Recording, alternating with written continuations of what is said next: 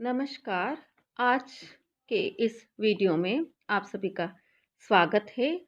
व्याकरण के अंतर्गत हम राम शब्द, क्योंकि अजंत प्रकरण में आता है, तो अजंत प्रकरण के सूत्रों को पढ़ रहे थे और रामः शब्द की प्रथमा एकवचन का जो रूप है उसकी हमने सिद्धि भी की है। अब 10वें सूत्र से हम प्रारंभ करेंगे और 10वें सूत्र में रामो शब्द जो है प्रथमा द्विवचन का, उसकी सिद्धि हमें यहाँ से प्रारंभ हो जाती है। और बाकी जो राम, राम और औ यहाँ तक की जो स्थिति, इससे पहले रामा शब्द में जो हमने सूत्र लगाए थे पूर्ववत हमें लगाने होंगे। तो 10वां सूत्र में प्रारंभ कर रही हूँ। स्वरूपाणाम एक शेष एक विभक्तौ।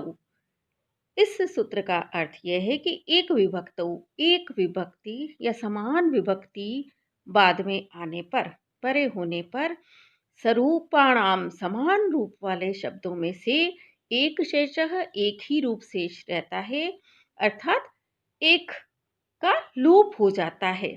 यदि दो या दो से अधिक शब्द है और उनके बाद एक ही विभक्ति है तो केवल उसमें से एक ही रूप रहेगा। अगर 3 शब्द है तो 2 शब्दों का लोप हो जाएगा, 2 शब्द है तो 1 शब्द का लोप हो जाएगा। जैसे राम, राम प्लस औ, प्रथमा विभक्ति द्विवचन में हमारे पास ये स्थिति है कि राम, राम प्लस औ। तो यहाँ औ एक विभक्ति है और उससे पहले राम और राम 2 शब्द आए हैं, इसलिए इस सूत्र के द्वारा एक राम का पूरा लोप हो जाता है, क्योंकि इन दोनों के आगे एक समान विभक्ति औ है। इस प्रकार राम प्लस औ स्थिति बनती है, राम प्लस औ रूप बनता है। रामो की जो प्रक्रिया है यहाँ से शुरू होती है, उसकी सिद्धि मैं बाद में बताऊंगी। रामों का अर्थ है 2 रामने। अब 2 रामने हैं तो वही प्रक्रिया है।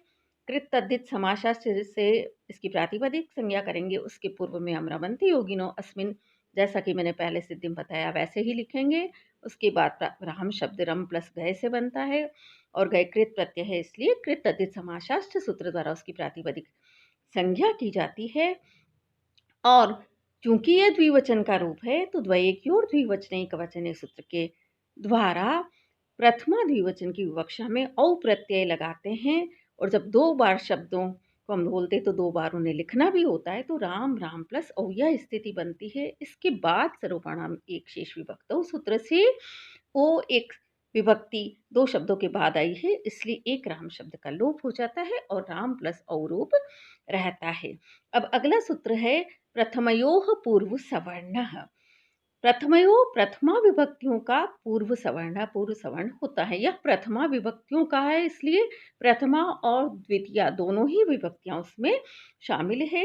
इसका जो भावार्थ है वह यह है कि यदि अक प्रत्याहार से परे, अक में अ ई उनरील रेख है ना, अ से री तक जो है वो स्वर आते हैं, तो यदि अक प्रत्याहार से परे प्रथमा या द्वितीय विभक्ति का कोई अच अर्थात कोई स्वर बाद में आया हो तो पूर्व वर्ण और परवर्ण के स्थान पर पूर्व वर्ण का सवर्ण दीर्घ एकादेश होता है। ये उदाहरण से आप स्पष्ट रूप से समझ जाएंगे। जैसे राम प्लस औ में राम में जो स्थित अ है वो अंतिम अ है और वो अक प्रत्याहार में आता है, और उस अ से परे प्रथमा विभक्ति का जो औ आया है वो अच है। इसलिए प्रथमयो पूर्व सवर्ण सूत्र द्वारा, या हम यहाँ लिखें कि प्रस्तुत सूत्र के द्वारा पूर्व वर्ण अ और परवर्ण औ दोनों के स्थान पर यहाँ पूर्व वर्ण कौन सा है, यहाँ अ का दीर्घ क्या है, आ। तो आ ये पूर्व सवर्ण दीर्घ एकादेश यहाँ प्राप्त होता है, लेकिन अग्रिम सूत्र से उसका बाद हो जाता है। अब अग्रिम सूत्र है ना अधीची। ना अधीची, ना अधीची का अर्थ यह है कि अवर्ण से यदि इच प्रत्याहार का कोई वर्ण आए तो पूर्व सवर्ण एकादेश लागू नहीं होता है। यहाँ हम देखते हैं कि राम प्लस औ में जो स्थिति है हमारे पास, जो अवस्था है उसमें राम में म में स्थित अ है और उस अ से परे औ औ अच तो है लेकिन इच प्रत्याहार में आता है। इच प्रत्याहार कहाँ से बनता है? अ, ई, उण। यहाँ से ई हमने लिया, अ, ई, उण, रीलिक, ए, औंग, ए, औच, है ना? औच के, ए, औच के च तक। तो इच प्रत्याहार में अ, ई, उ, रील, री, ए, ओ, आई, औ ये सभी स्वर आते हैं। तो राम प्लस औ स्थिति में राम में स्थित जो राम के म में स्थित जो अवर्ण है उससे परे औ आया है और ये औ इच प्रत्याहार के अंतर्गत आता है। इसलिए यहाँ प्रथमयोः पूर्व सवर्ण द्वारा प्राप्त पूर्व सवर्ण दीर्घ एकादेश नहीं होता है। अर्थात औ और अ प्लस औ के स्थान पर पूर्व सवर्ण दीर्घ एकादेश जो आ प्राप्त हो रहा था वह नहीं होता है और राम प्लस औ स्थिति ही रहती है। तब राम प्लस औ स्थिति रहने पर वृद्धि रेची सूत्र आपने पढ़ा होगा। वृद्धि संधि का जो सूत्र है कि अवर्ण से एच परे होने पर पूर्व और परवर्ण के स्थान पर वृद्धि एकादेश होता है।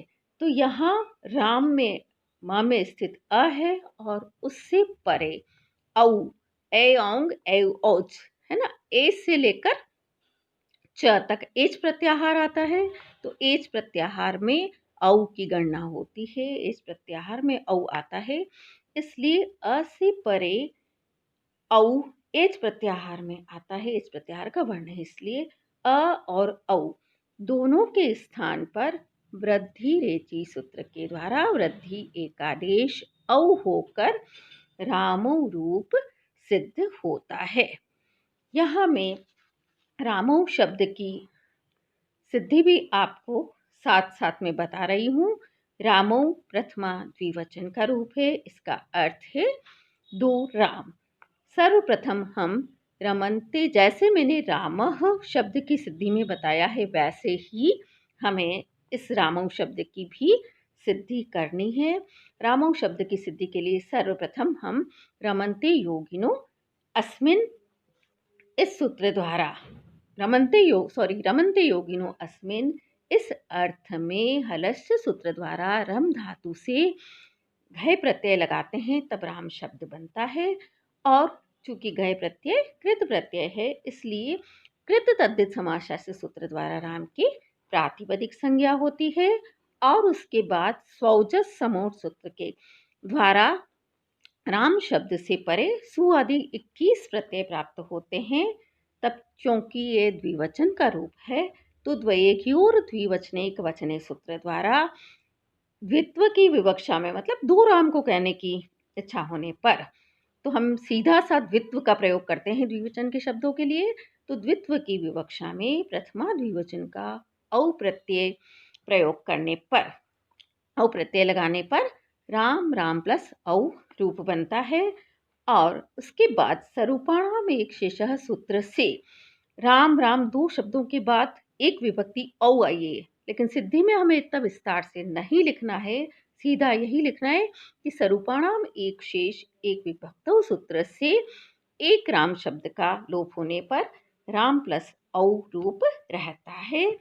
तत्पश्चात प्रथमयोः पूर्व सवर्णः सूत्र के द्वारा अ प्लस औ के स्थान पर जो पूर्व सवर्ण दीर्घ एकादेश प्राप्त होता है, लेकिन इसके बाद हमें लिखना है किंतु अग्रिम सूत्र द्वारा उसका निषेध हो जाता है। ये मैंने पहले ही बता दिया कि किस तरह से प्रथमयो पूर्व सवर्ण से पूर्व सवर्ण दीर्घ एकादेश प्राप्त होता है। राम के अ और उसके बाद औ, अक से परे अच औ के रहते, और ये प्रथमा विभक्ति में है इसलिए यहाँ पूर्व सवर्ण दीर्घ एकादेश प्राप्त होता है, किंतु अग्रिम सूत्र द्वारा उसका निषेध हो जाता है। और तब ना अदीची जो सूत्र है उसके अनुसार औ इच परे रहते पूर्व सवर्ण दीर्घ एकादेश नहीं होता है।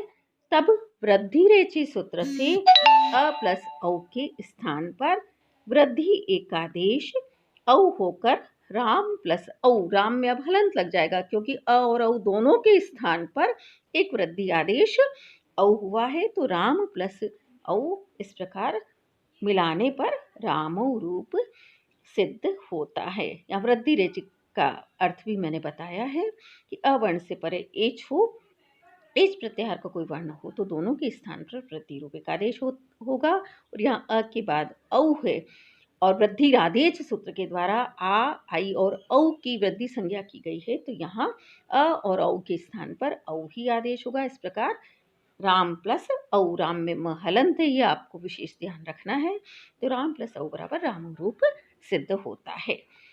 अब अगला जो सूत्र है 13वां सूत्र, बहुषु बहुवचनम, यहाँ से बहुवचन के शब्दों की प्रक्रिया प्रारंभ हो जाती है।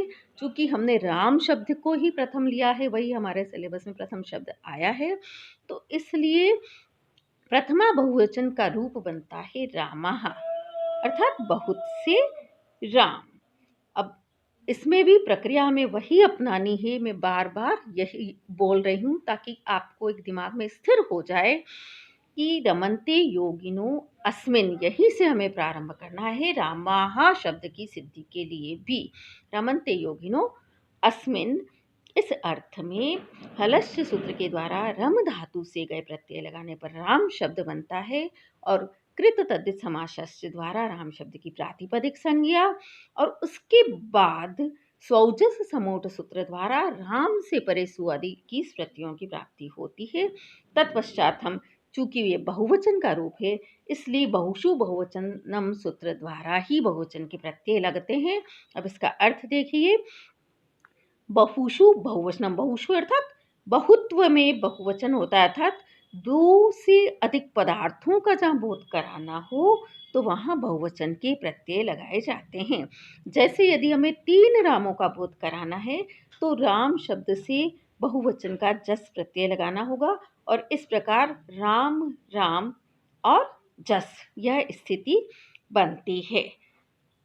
तो इतना हमें उसकी साधारण व्याख्या थी तब लिखना चाहिए, और फिर राम राम, राम प्लस जस रूप बनता है, तब स्वरूपाणाम एक शेष एक विभक्त सूत्र के द्वारा चूंकि 3 समान शब्द आए और उसके बाद जस प्रत्यय आया है, तो 2 शब्दों का लोप हो जाता है और स्थिति रहती है राम प्लस जस। अब अगला सूत्र देखिए, चुटु। चुटु का अर्थ है कि च वर्ग और ट वर्ग की इत संज्ञा होती है, यह इत संज्ञा विधायक सूत्र है। तो प्रत्यय के प्रारंभ में आने वाले च वर्ग में च छ ज और य वर्ण आते हैं, तथा ट वर्ग ट ठ ड ढ ण ये वर्ग आते हैं, तो इनकी इत संज्ञा होती है। जैसे राम प्लस जस स्थिति हमारे पास है, तो राम प्लस जस में जस प्रत्यय है, और जस प्रत्यय के आदि में, आदि मतलब प्रारंभ में ज आया है, जकार आया है, इसी को हम जकार, जो हलंत ज है उसे हम जकार भी कहते हैं। तो ज आया है वो च वर्ग में आता है, च छ ज बड़ा ज और य, है ना। तो यह जो ज है वो, यह जो ज है या जकार है वो च वर्ग के अंतर्गत आता है। इसलिए प्रस्तुत सूत्र द्वारा, प्रस्तुत सूत्र कौन सा है, चुटु, इस सूत्र के द्वारा इस जकार की इत संज्ञा होती है। और पहले भी हमने पढ़ा है तस्य लोपः, तो तस्य लोपः सूत्र के द्वारा उस जकार का लोप होकर राम प्लस अस स्थिति रहती है। अब राम प्लस अस स्थिति जब रहती है तो हलंत्यम सूत्र भी हमने पढ़ा है, उपदेश में वर्तमान अंतिम हल की संज्ञा होती है, और उपदेश के अंतर्गत धातु पाठ, गण पाठ, प्रत्यय, आदेश, आगम आदि सभी आते हैं। तो यहाँ अस प्रत्यय है, तो यहाँ ये उपदेश है, इसलिए हलंत्यम सूत्र द्वारा अस का अंतिम हल, अस के अंतिम हल, अंतिम जो हल है वो कौन सा है, सकार, तो अस के अंतिम हल सकार की यहाँ एक संज्ञा प्राप्त होती है, किंतु अग्रिम सूत्र द्वारा उसका भी निषेध हो जाता है, क्योंकि अगला जो सूत्र है विभक्तिश्च, विभक्तिश्च जो सूत्र है बड़ा ही महत्वपूर्ण सूत्र है, और यह प्रतियोगी परीक्षाओं में भी पूछा जाता है, इसलिए आप इसका अच्छी प्रकार से अध्ययन करिए। विभक्तिश्च सूत्र कहता है कि सुप और तिंग विभक्ति, तिंग जो प्रत्यय हैं उनको विभक्ति कहते हैं, इनकी विभक्ति संज्ञा होती है। तो विभक्ति कैसे किसे कहा जाता है, या विभक्ति संज्ञा का सूत्र लिखिए, तो विभक्तिश्च में देना है। ये प्रतियोगी परीक्षाओं में निश्चित रूप से पूछा जाता है। तो सुप और तिंग जो प्रत्यय हैं उनको ही विभक्ति कहते हैं, या राम प्लस अस में अस सुप प्रत्यय है, इसलिए उसकी विभक्ति संज्ञा होती है। आज के लिए बस इतना ही। बहुत बहुत धन्यवाद।